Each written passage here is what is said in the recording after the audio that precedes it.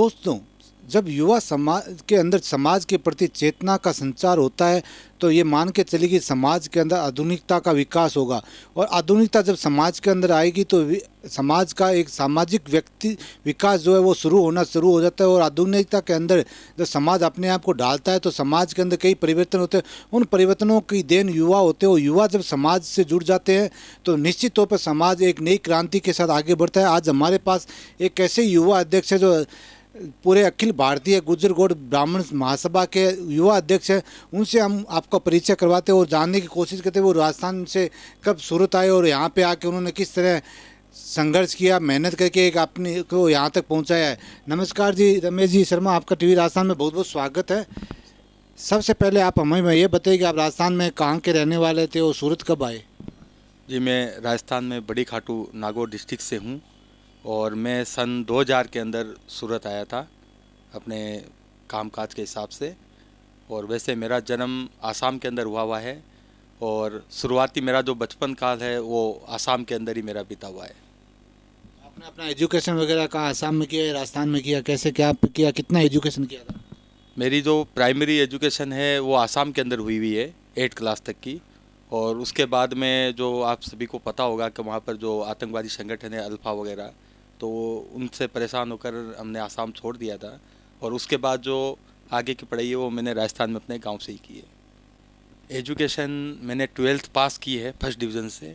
और उसके बाद पारिवारिक स्थितियाँ ऐसी नहीं थी कि मैं उसको आगे होल्ड कर पाता, तो उसके बाद मैंने एजुकेशन छोड़ के और सूरत आ गया 2000 के अंदर। आपने जैसे बताया पारिवारिक स्थितियाँ वैसी नहीं थी कि आगे पढ़ाई लिखाई कर सके, तो उस कमी को आप आज भी महसूस करते हैं कि अगर वो स्थिति अगर कुछ पढ़ाई लिखाई ज़्यादा करते तो आज व्यापार में कुछ ज़्यादा आगे बढ़ा लेते? जी बिल्कुल, 100%। और एयरफोर्स का तो मेरी लगभग जॉब फाइनल सी थी, लेकिन मैं उसकी ट्रेनिंग के लिए नहीं जा पाया क्योंकि मेरे पास इकोनॉमी की व्यवस्था नहीं थी। तो वो मेरी गोल्डन अपॉर्चुनिटी वो मैं चूक गया और आगे परिस्थितियाँ थी नहीं कि मैं आगे पढ़ पाता, तो इसके लिए मुझे बीच में पढ़ाई छोड़नी पड़ी और फिर मैं सूरत आ गया। जब कहते हैं भाई इतनी परिस्थितियाँ वहाँ पे भी नहीं थी, फिर एक छोटे से गांव से निकल के आप यहाँ सूरत जैसे महासिटी के अंदर जब आए तो वो शुरुआती दौर आपने कैसे यहाँ पे, क्योंकि आप रोज़गार की अर्जन के लिए यहाँ पे आए, तो कैसे रोज़गार मिला, कैसे वो शुरुआती दिन? क्यों गांव से निकला हुआ व्यक्ति एक महानगर में जाता है तो सब कुछ चेंज हो जाता है, क्लाइमेट चेंज है, वहाँ का खान पान चेंज है, भाषाएँ चेंज है, तो कैसे आप शुरुआती दौर में यहाँ पर रहे थे? सीधी सी बात है कि जिस इकोनॉमिकल क्राइसिस की वजह से मैं सूरत आया था, तो यहाँ पर मेरे लिए तो कोई प्लेटफॉर्म तो बना हुआ था नहीं। जब आदमी आता है उसको जाहिर सी बात है संघर्ष करना ही पड़ता है। बहुत संघर्ष किए हमने शुरुआती दौर में। मतलब लो ग्रेड के काम से हमने चालू किया, जो हमारे यहाँ बेसिक काम होता है, जो एक मज़दूर फोल्डिंग करता है, उस काम से हमने हमारी शुरुआत की। धीरे धीरे अकाउंट की लाइन में आए, अकाउंटेंट बने और उसके बाद धीरे धीरे अपना बिज़नेस शुरू किया और आज जो भी अपना छोटा मोटा बिज़नेस है उसको लेके बैठे हैं।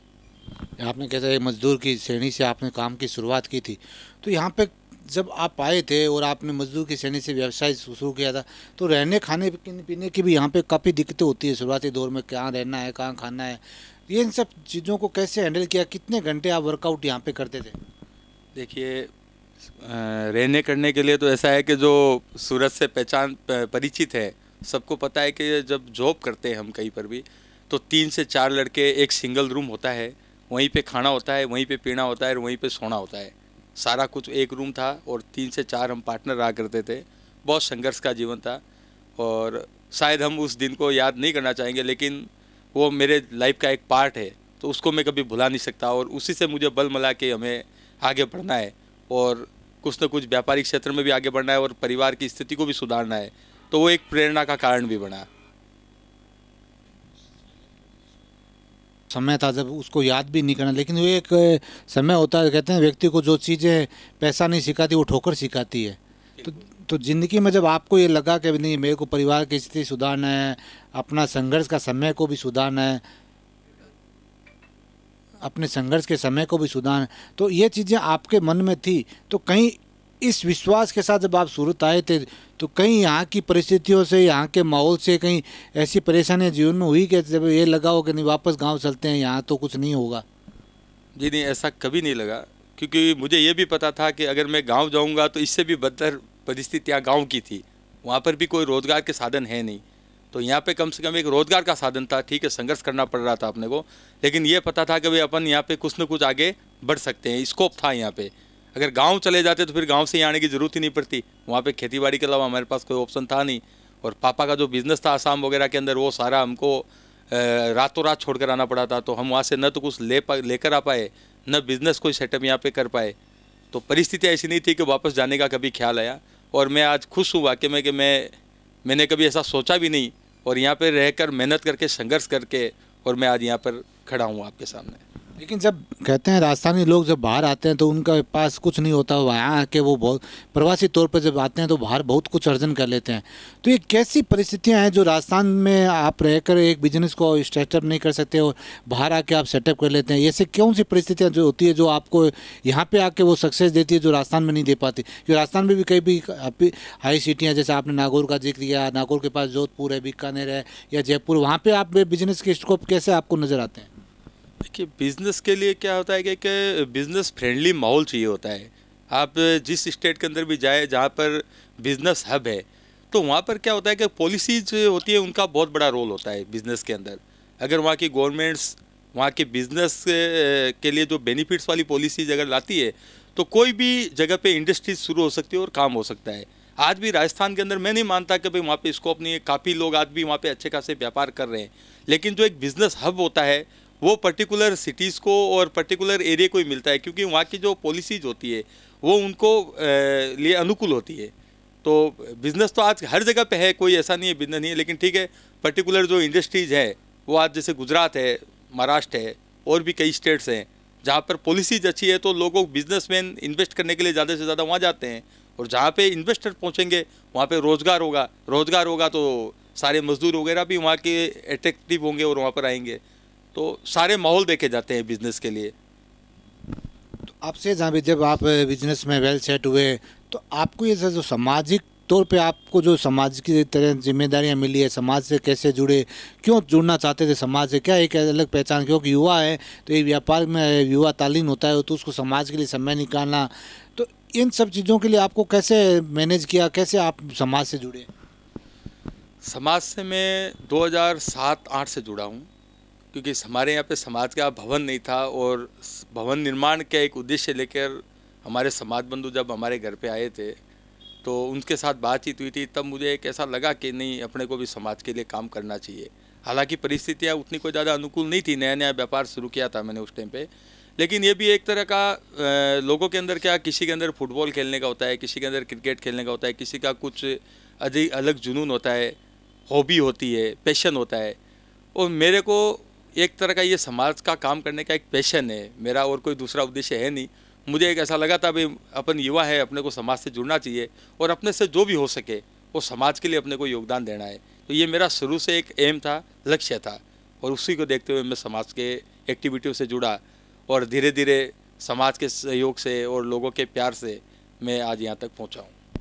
तो आप जब समाज के अध्यक्ष बने और उस अध्यक्ष के नाते कहते हैं बहुत बड़ी जिम्मेदारियाँ आपके कंधों पे आ जाती है, तो उन जिम्मेदारियों को आप कैसे निर्वहन करते हो? कि समाज को संगठित रखना, समाज के अंदर एक सद्भाव का एक माहौल बनाना, फिर लोगों को समाज के साथ नए लोगों को जोड़ना, फिर एक एजुकेशन के क्षेत्र में, चाहे वो लड़कियों की शिक्षा के क्षेत्र में, अलग अलग क्षेत्रों में समाज के प्रतिनिधि को एक काम करना होता है।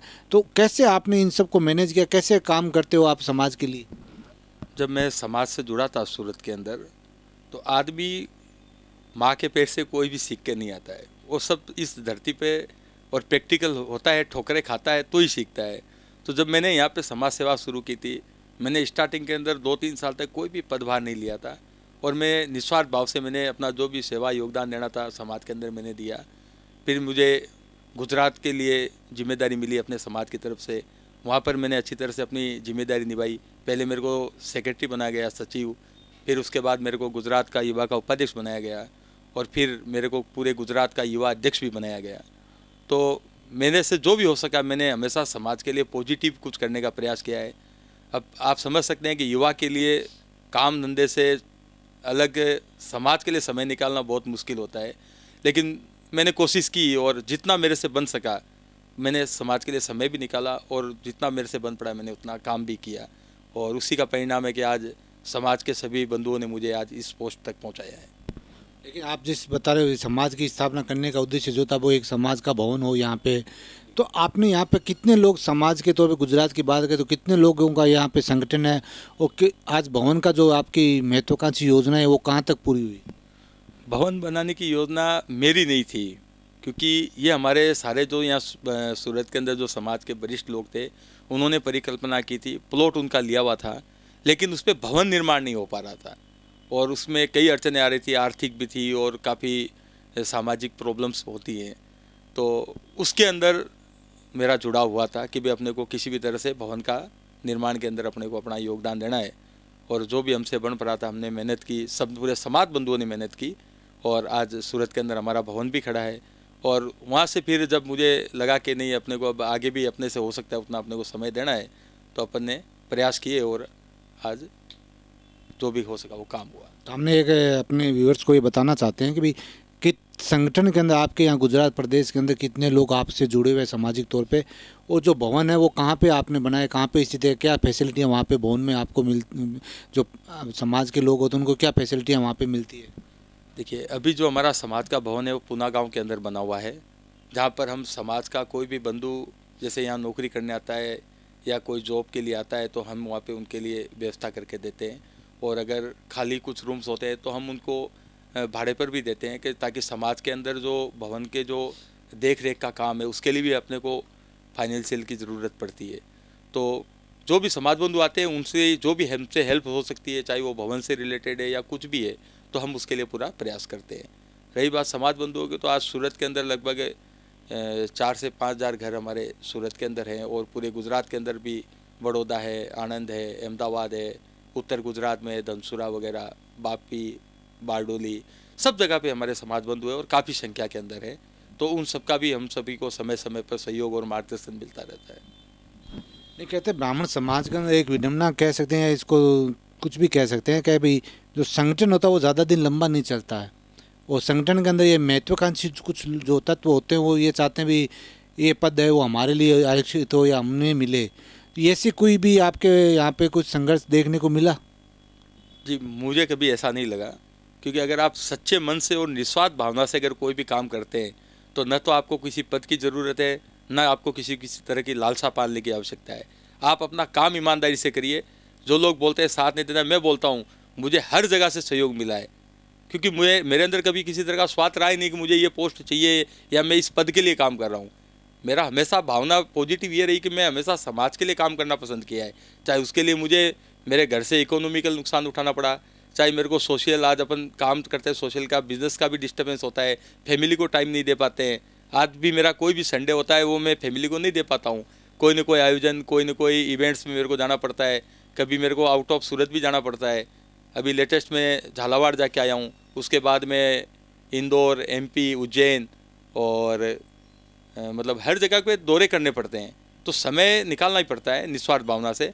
तो ऐसा नहीं है कि भाई समाज के लिए पॉजिटिव अगर आप हैं तो आपको पूरा समर्थन और सहयोग भी समाज से मिलेगा, ये मेरा विश्वास है। एक चीज़ और आपसे जानते हैं, राजस्थान से जुड़े हुए, राजस्थान जाना आना भी रहता है, तो वहाँ का जो खान पान हो यहाँ के खान पान में काफ़ी अंतर बताते हैं, तो आपको राजस्थान जब जाते हैं तो क्या ऐसा पसंद है जो आप वहाँ पे बना के खाते हो? सबसे ज़्यादा मिस तो अपने बाजरे की रोटी और जो नेचुरल सब्जी होती है अपने ग्वारफली की, काचरे की, जो अभी सीज़न चल रहा है। तो मैं स्पेशल बाजरे की रोटी का बहुत शौकीन हूँ। बनती यहाँ पर भी है, बट जो टेस्ट वहाँ पे आता है उस टेस्ट का कोई मुकाबला नहीं कर सकता है। तो बाजरे की रोटी मैं जब भी जाता हूँ तो मेरी मम्मी स्पेशल मेरे लिए बाजरे की रोटी ज़रूर बनाती है। देखिए, राजस्थानी संस्कृति कल्चर जिसको आप लोग यहाँ पे अडॉप्ट किए हो, तो यहाँ पे ऐसा क्या माहौल आपने सामाजिक तौर पे, आप अध्यक्ष भी हो समाज के, ताकि राजस्थानी संस्कृति कल्चर वो यहाँ पे भी जीवित रहे? जब हम प्रवासी तौर पे रहते हैं तो यहाँ पे भी उसी तरह से होली हो, चाहे दिवाली हो, चाहे बाकी त्यौहार हो, वो अच्छी तरह से मनाए। तो युवाओं के अंदर या छोटे बच्चों के अंदर क्या ऐसा आप कार्यक्रम करते रहते हो? सूरत के अंदर तो हमें कभी ऐसा लगा भी नहीं कि भाई हम कहीं प्रवासी हैं या हम कहीं गुजरात में रह रहे हैं, क्योंकि यहाँ सूरत का जो कल्चर है, यहाँ पे हर स्टेट से यहाँ पे जनता है, और विशेष तौर पर मारवाड़ी समाज तो पूरा का पूरा आज सूरत के अंदर बसा हुआ है। तो हमें तो कभी फील हुआ ही नहीं कि हम राजस्थान में बैठे हैं या गुजरात में बैठे हैं। रही खान पान की, तो थोड़ा बहुत खान पान का फ़र्क है कि भाई गुजरात के अंदर लोग मीठा ज़्यादा पसंद करते हैं, चाहे वो दाल हो या सब्जी हो, हर चीज़ के अंदर उनको मीठा पसंद है। और अपन राजस्थान से हैं तो अपने को थोड़ा तीखा पसंद है। बाकी वैसे कोई कल्चरल कोई ज़्यादा डिफरेंस है नहीं, और हमें कभी ऐसा महसूस नहीं हुआ कि हम राजस्थान में हैं या गुजरात के अंदर है। तो भविष्य में जब आपको समाज के कुछ कार्य करने पड़े तो हमारे युवाओं को आप क्या मैसेज देना चाहेंगे? भाई युवाओं से तो एक ही मैसेज है युवाओं को, क्योंकि कोई भी संगठन होता है, चाहे वो राजनीतिक हो, सामाजिक हो या कोई भी दूसरा संगठन हो, सबसे बड़ी ताकत होती है युवा। अगर युवा जागृत है और एक्टिव है किसी भी संगठन का, तो उस समाज को और संगठन को आगे बढ़ने में टाइम नहीं लगेगा और उस समाज का निश्चित ही विकास होगा। लेकिन आज के युग के अंदर, इस आर्थिक युग के अंदर युवा समाज से कट रहे हैं। न तो उनको सोशल एक्टिविटी पसंद है, और कुछ लोगों ने गलत धारणाएं भी बना रखी है, तो युवा जुड़ना नहीं चाहते हैं समाज से। तो मेरा सभी युवाओं से एक ही निवेदन है कि आप समाज से जुड़िए, अपने से जो बन पड़े वो योगदान दीजिए। कोई ये ज़रूरी नहीं कि आपको पूरा उसके पीछे लग जाना है। आप कोई तन से देता है, कोई मन से देता है, कोई धन से देता है, लेकिन समाज के साथ हमेशा जुड़ाव रखिए और निस्वार्थ भावना से रखिए, तो समाज भी आपको पूरा कोऑपरेट करेगा और समाज का उत्थान बहुत जल्दी होगा। ये मेरे विचार हैं। जी हाँ, समाज व्यापार आपको धन देता है, समाज आपको एक पहचान देता है।